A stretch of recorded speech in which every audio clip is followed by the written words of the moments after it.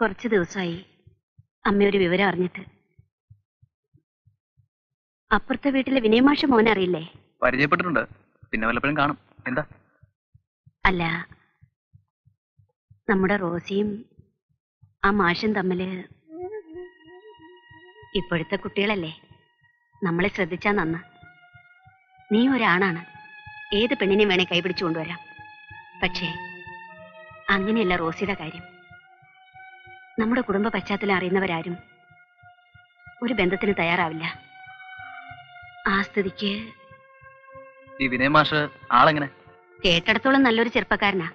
പക്ഷേ ആ മനുഷ്യനുമായിട്ട് വലിയ അടുപ്പത്തിലാ. അതുകൊണ്ടെന്താ? ആരെതിർത്താലും അവരുടെ വിവാഹം നടത്തി കൊടുക്കുമെന്ന് മാഷക്ക് റോസിക്കും അയാൾ വാക്കു കൊടുത്തിട്ടുണ്ടത്രേ. അത് അവര് മാത്രം തീരുമാനിച്ച പോരല്ലോ. ചോദിക്കാനും പറയാനും ആളില്ലാത്തവർക്കല്ലേ ഒരു നടത്തിപ്പുകാരന്റെ ആവശ്യം. മോനെ, അയാള് നമ്മളെ തോൽപ്പിക്കാമെന്ന് ഉദ്ദേശിച്ച ഈ വിവാഹത്തിന് കൂട്ടു നിൽക്കുന്നത്. അതിന് സമ്മതിക്കരുത്. ആ, ഇനി നീ ആലോചിച്ച് വേണ്ടത് ചെയ്യ്.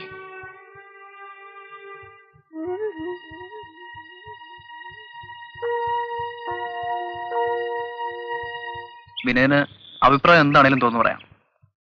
വിരോധമില്ലെങ്കിൽ ആരെയാണ് അറിയിക്കേണ്ടതെന്ന് വെച്ചാൽ അതിനുള്ള ഏർപ്പാട് ചെയ്യും. അതല്ല മറിച്ചാണെങ്കിൽ എന്റെ റോസി വെറുതെ വിട്ടേക്കും. കുടുംബത്തിന്റെ പൂർവ്വസ്ഥിതി അന്വേഷിച്ചിട്ടല്ല ഞാൻ റോസി ഇഷ്ടപ്പെട്ടത്. എന്റെ സങ്കല്പത്തിലൊരു പെൺകുട്ടി അത് റോസിയാണ്.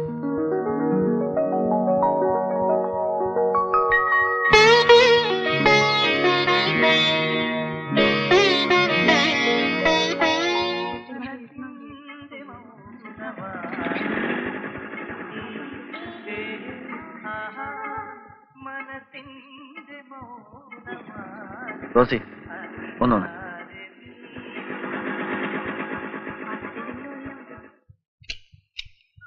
എന്താ വിളിച്ചേ? പിന്നെ ഞാനൊന്ന് നാട്ടിൽ പോവാ, ഒരാഴ്ച കഴിയും വരാൻ. എന്തിനാ മാഷെ ഒരാഴ്ച? അത്രമാത്രം ദൂരെയാണോ? പിന്നെ അങ്ങ് വടക്ക് വടക്ക് ഒത്തിരി ദൂരെയല്ലേ എന്റെ നാട്.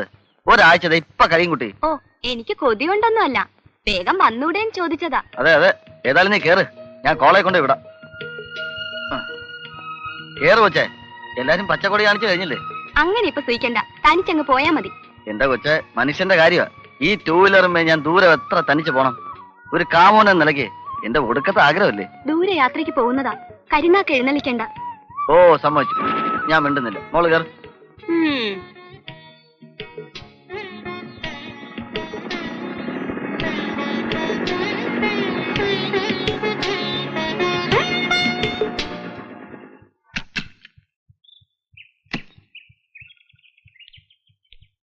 ആരെ? കേശവൻ നായരോ?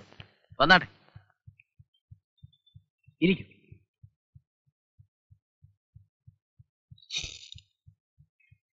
വിശേഷങ്ങളൊക്കെ ഞാൻ അറിഞ്ഞു. അതുമായി ബന്ധപ്പെട്ട ഒരു കാര്യത്തിന് തന്നെയാ ഞാൻ വന്നത്. പിന്നെ സുരേന്ദ്രന്റെ അടുത്തൊരു സുഹൃത്തെന്ന നിലയ്ക്ക് വക്കീലിനോട് തന്നെ പറയുന്നതാ നല്ലതെന്ന് തോന്നി. എന്തൊക്കെയാണെങ്കിലും ചെറിയാച്ചൻ അവരുടെ അച്ഛൻ തന്നെയാണല്ലോ.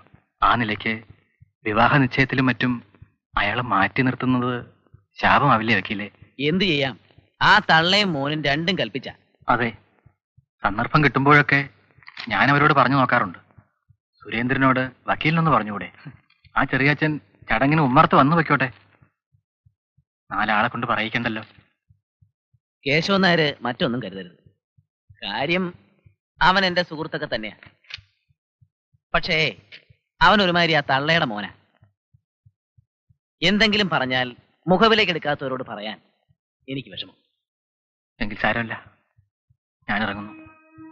ഈ ഒരു കാര്യം കൊണ്ടെങ്കിലും നന്നായി കിട്ടിയാലോ എന്ന് കരുതി. വിഷമമുണ്ട്. വരട്ടെ.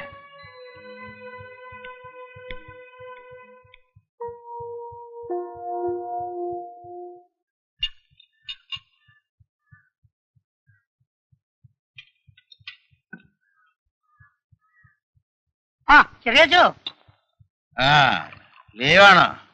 പോലീസ് ഉദ്യോഗസ്ഥന്മാരെ വീട്ടിലെ 16 അടിയന്തരം, മരണം, കല്യാണം, പേറ്, കുളി, കുട്ടികളെ സ്കൂൾ കൊണ്ടാക്കുക, മാർക്കറ്റിൽ പോവുക, മീൻ വാങ്ങിക്കുക, അവന്റെ അമ്മയുടെ അടുക്കളയിൽ വെച്ചിട്ട് അത് മുറിച്ചു കൊടുക്കുക, ഇതെല്ലാം പോലീസുകാരുടെ ഡ്യൂട്ടി പെട്ടതാണെന്നുള്ള വെപ്പ്. ആണല്ലേ, അതുകൊണ്ട് മാത്രം കാര്യമായില്ല. എടോ, ചെയ്യേണ്ട ജോലി കൃത്യമായിട്ട് ചെയ്യുക. തന്റെ അല്ലാത്ത ജോലി ചെയ്യാൻ പറ്റില്ലെന്ന് മുഖത്ത് നോക്കി തറപ്പിച്ച് പറയുക. പക്ഷെ അതിന് നട്ടല് വേണം, അല്ലാത്തവൻ അനുഭവിച്ചോ.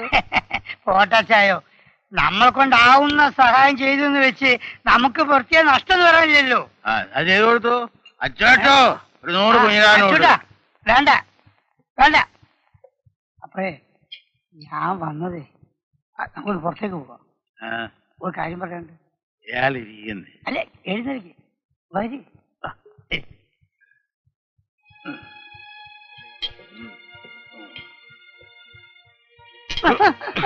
ഇയാളൊരു വെഞ്ചു കൊണ്ടിട്ട് നോക്കി നടക്കണ്ടേ വഴിയില്.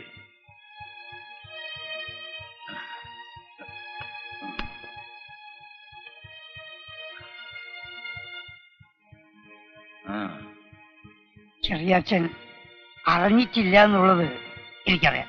എന്താ കുഞ്ഞിരാ?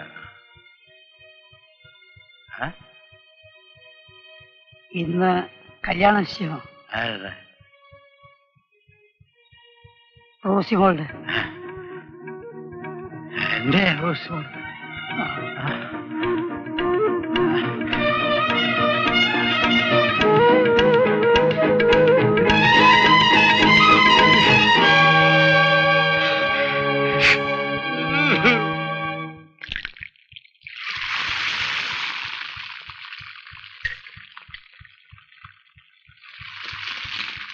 മോൾ അതവിടെ വെച്ച് റോസിയോടൊന്ന് ഒരുങ്ങാൻ പറ. നല്ലൊരു ദിവസമായിട്ട് അവളെന്തിനാ മൂടിക്കെട്ടിയിരിക്കുന്നത്?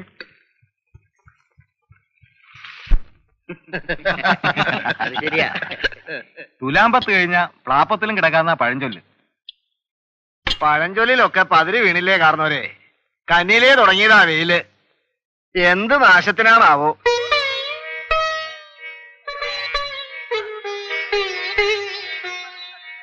കല്യാണം കഴിഞ്ഞ പിന്നെ ഇതൊക്കെ മാഷ് ചെയ്തോളും കേട്ടോ.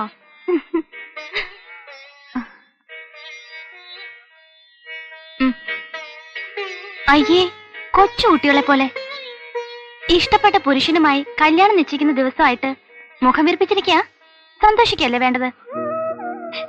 എന്റെ അച്ഛൻ അന്യനെ പോലെ അച്ഛനെ മാറ്റി നിർത്തിയിട്ട് എനിക്കെങ്ങനെ സന്തോഷിക്കാൻ കഴിയും ശ്യാമേച്ചി? റോസി, നിനക്ക് അറിഞ്ഞുകൂടാഞ്ഞിട്ടാണ്. സുരേട്ടനും അമ്മയ്ക്കും ഇപ്പോൾ എതിർപ്പുണ്ടെങ്കിലും നിങ്ങളുടെ വിവാഹത്തിന് ശേഷം നിനക്കും വിനയനും അച്ഛനെ പോയി കാണാമല്ലോ, ആരെയും പേടിക്കാതെ.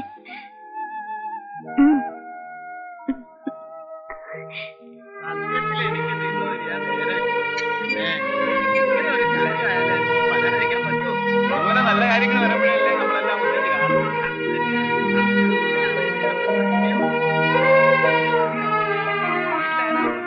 കുട്ടികളെല്ലാം ഗൾഫിലല്ലേ? ചുരുക്കി പറഞ്ഞ നമ്മളെല്ലാം ഒരുപോലെ.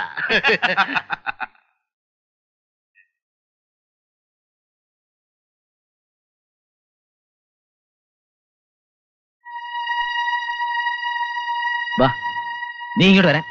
മൂപ്പര് മനസ്സിലായില്ല. മൂപ്പര് പിന്നെ അതെ, ഞങ്ങൾ രണ്ടുപേരും സാറിന്റെ കീഴിലുള്ള പോലീസുകാരാ. മൂപ്പര് റിട്ടയർഡായി, ഞാനിപ്പോൾ സർവീസ് ഉണ്ട്.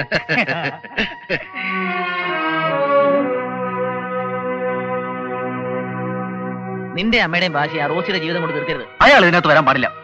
ശരിയാച്ചും ചുമ്മാ വന്നിരുന്നിട്ട് പൊയ്ക്കോട്ടെ. നീ അമ്മയെ പുറത്തേക്ക് വിടരുത്. നീയും അങ്ങോട്ട് വരണ്ട. ഇത് ഞാനും കേശവനാരോട് ഡീൽ ചെയ്തോളാം. നീ അകത്ത് പോ. എന്നാ പിന്നെ നമുക്കിനി കാര്യങ്ങളിലേക്ക് കിടക്കാം. എന്താ, പെണ്ണും ചെറുക്കനും നേരത്തെ കണ്ട് തീരുമാനിച്ച സ്ഥിതിക്ക് കാര്യങ്ങളൊന്നും അധികം പറയാനില്ലല്ലോ. പിന്നെ ഒരു ചടങ്ങിന് നമ്മൾ ഒന്ന് കണ്ടുപോവുക, അത്ര തന്നെ. പെണ്ണിന് അച്ഛനില്ലാത്ത സ്ഥിതിക്ക് കേശവനാരുടെ കാര്യങ്ങൾ പറഞ്ഞോളൂ. അച്ഛാ, കാപ്പി എടുത്തു വെച്ചിട്ടുണ്ട്. എന്നാ നമുക്ക് കാപ്പ് കുടിച്ചിട്ട് സംസാരിക്കാം. വന്നേ.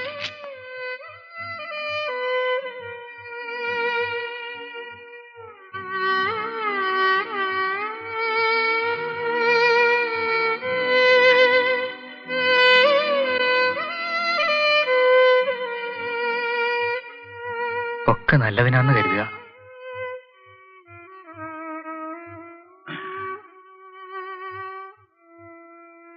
കാപ്പി കുടിച്ചിട്ട് പോവാം. വേണ്ട, നിറഞ്ഞു ഒരുപാട്.